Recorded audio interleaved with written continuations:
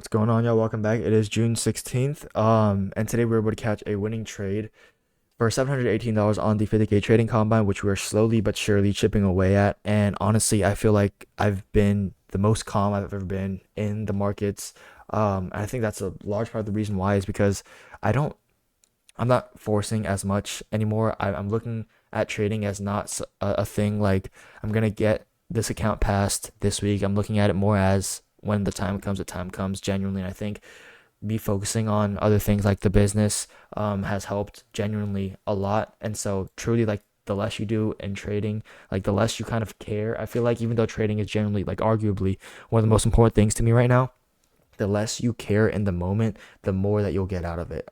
So yeah, I think that's been helping me a lot recently. And before I get into the recap here, I want to start being more like I needed to backtrack and kind of remind myself the reason why I started this channel was to show you guys the raw reality of trading, right? Of the journey to make yourself something one day and to reach that level of financial success that I and a lot of you guys aspire to get to one day. And I just wanted to show you guys things that you have to go through to get to that point, right? Because I'm confident in myself and I know that I'm able to get to that certain point one day. And how inspirational would it be in today's world, in today's status quo of social media, I guess, where you see so many people posting about the success and high rise apartments, cars, watches, but you don't see a lot of the documentation of the come up, like genuinely starting from zero, right? And when I started trading 8 months ago, that was me starting, or when I started trading a year ago, this YouTube channel 8 months ago, that was me starting at zero. And so how inspirational would it be if you guys start seeing, you guys saw physically with your own eyes videos of me posting the losses, posting, the worst days of the worst. And then you guys start seeing me post about the progress, the success. And then one day I drop my first video talking about how I got my first payout, my first 10K a month, my first 50K a month. How inspirational would that be? Okay, like, because all somebody has to do is somebody who's looking for motivation, who's looking for inspiration, okay, has to scroll 3 times, 4 times, 5 times with their mouse, and they can look back at my videos, see that I started from zero, scroll back up 5 scrolls, and see that, you know, all the progress that I've made. I don't think it gets any better than that. I don't think you need any more inspiration than that. So yeah, I think I had to just think back as to the reason why I started this video. And so if I want to get to that point in my channel one day, I have to be as honest and transparent as y'all, with y'all as I can. And I just don't think I've been doing that as much recently. I haven't been hiding anything. But I don't know. I feel like I could be more honest with y'all and more transparent and make it even more authentic. And so yeah, I'm gonna start showing you guys my weekly P&Ls and how many trades I took. I trade on Top Step, so you guys know like the little calendar that they have. I'm gonna be showing y'all all of that, every single trade recap to just show you guys like the raw reality of trading. And so obviously there's gonna be things that I'm not proud of as well. But that just comes with me being completely honest, right? Like last week. Damn, 22 trades over trading, 18 trades over trading. Okay, so this is definitely like not something I condone. On it, obviously unacceptable. We were still able to walk away last week green, but like that's not what trading should look like. And I know that a lot of people, basically every trader goes through this days where they just overtrade, but that's not an excuse still. Just because other people do it doesn't mean I should be as well. And so I'm definitely going to be trying to mitigate that coming into this week. Last Friday, I knew exactly why I overtraded. It was because on both of my trades where I would have, walked away with a win, the second one would have been like a partial. I barely got tapped in. Price left without me. I was literally I would have got tapped in if price would have moved another tick, another point, and I would have won my trades. But that didn't end up happening. So after that, I just pretty much forced some dumb shit to happen, like the PM session, and that's why I had to fight my way back up, like, and overtraded and got myself to break even, which is still unacceptable. And then I have to look back into the journal why on the 10th I decided to take 22 trades, which is insane. Okay. That's definitely something that I don't condone, but again, I want to be honest, and this is pretty much what it looks like when you're trying to become profitable from unprofitable. And I said earlier in this video that I feel like I'm a lot more calm and confident when it comes to the market, and I know this literally, undermines what I just said 5-10 minutes ago, but like I really just don't know how I can put it into words. Yes, I overtraded here, but at the same time, I know that's not something like if 2 months ago or 4 weeks ago, if I saw myself that I was able to get to break even in 18 trades, I would have felt like the next day I could have taken a loss and then do this exact same thing. If I was what I was 3 weeks ago, if I saw myself that I could get to break even after being minus 500 in like 10 trades, I wouldn't have left this at break even. I would have tried to pump this up to like 300, 400, 500, right? But I'm seeing a little bit of progress there where I'm like, okay, I overtraded and somehow I'm at break even. I'm done. There's no more room left to make more profit. Like that would have been me like 5 weeks ago. If I was able to see myself fight my way back to break even, I would have fought my way up to like 500, which is something that's just not a good habit to have. And I used to have that habit, and I'm glad I'm starting to kill it. So yeah, but just don't, you know, create that habit early on, like in general. So yeah, let's actually get into the trade recap now. So today, my bias was clearly bullish. Since it's Monday, my weekly bias was strongly bullish as well.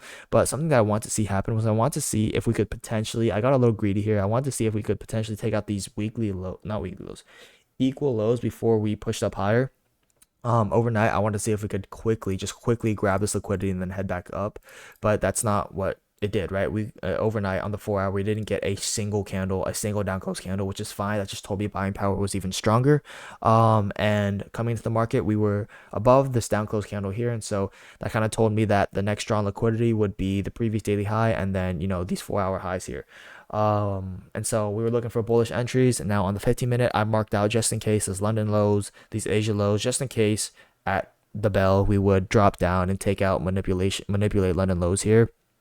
But that's not what we did either, which is fine because we ended up tapping into this 1 hour fair value gap, which was being respected. That's enough confidence for me. I have so much higher time frame confidence right now that price is going to move up higher. We're respecting bullish PD arrays, and the bearish PD arrays aren't even to be found because we've just been pushing higher, and there's not. Yeah, we're disrespecting bearish PD arrays. We're inversing fair value gaps to the left here, so we're bullish for today. And you know me, I need four things when I'm trying to enter a trade. SMT has to be in a macro, unicorn model, and then some sort of a market maker's model. Today we didn't have a market maker model, but we had super strong confluence and super strong, buying power. It was pretty obvious that we were bullish today. When I have an obvious bias, an obvious draw, that's super important. Obvious draw. Market maker models are, that's like the least kind of SMTs and market maker models to me are like, if I have a super strong bias, it's not a necessity, but unicorn models definitely, macros definitely, and those two things that I had today.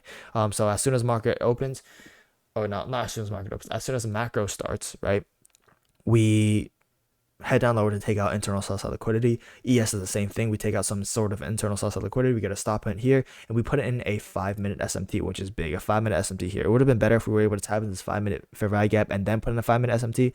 But again, this just tells us that buying power is strong enough. We get failure swings. We're not able to tap into that 5-minute fair value gap. And then we put in an SMT here, and then in order to validate the SMT, we kind of get a inverse fair value gap on the 1 minute here. We do the same thing on ES, and then we displace past this previous short-term high, which makes it a breakaway gap. Yeah, breakaway gap, which is a pretty strong type, a strong type of a fair value gap, a strong fair value gap. Yeah. And so all I'm doing is I'm waiting for it to retrace back to the fair value gap so I can enter. Right now, you're probably asking, why the hell did I enter off this random ass spot here? Well, I'm being genuinely honest with y'all. Like I said, I'm gonna be super honest and transparent with y'all. My normal entry for 25 points was at that fair value gap, and I kid you not, you could genuinely see price tap me in, but I didn't get filled. Like this, I mean, it was close. Like it was right here. I'm so dead ass with y'all. This is the same thing that happened on Friday, which is why I took 18 trades. I was dead ass right here. Price doesn't end up tapping me in. Now, this is obviously my fault. My entry should have been up here right when the fair value gap started, but I was just a little bit I was just not precise with it. I don't even get tapped in, and then price just starts moving up higher, and I'm arguing with myself. I'm thinking, should I just enter? Like, this is me chasing price if I enter, right? No, it's not. Well, I have my confidence. I'm just getting a little bit of a late entry. And plus, look to my left, top left. This is a 50K trading combine. This is not an eval. I'm gonna take more risks. I'm gonna size up more. And so yeah, like I enter that for 5 micros. If I work on an entry here, I would have entered for 10. Okay, but I got a late entry, a late fill, and so I just entered with 5. And I entered off of the unicorn model. As y'all can see, a low here, higher high, lower low, higher high. Like I said, that fair value gap, that powerful fair value gap forms.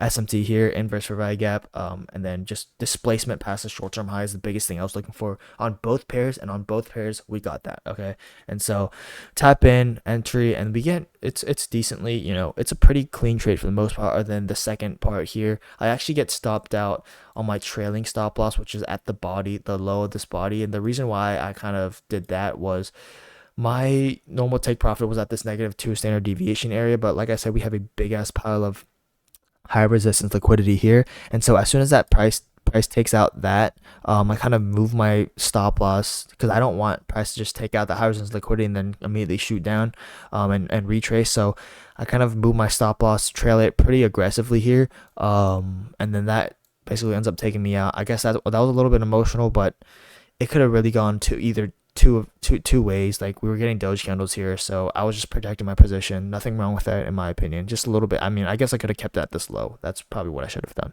So yeah, I get stumped out there. Not a biggie. And yeah, that was pretty much the trade that I took today. It wasn't a bad trade. Pretty clean trade. But yeah, hopefully you guys learned something there. If you guys have questions, just ask me in the comments, and I'll try to respond to them as, as honest and as the best as possible that I can do.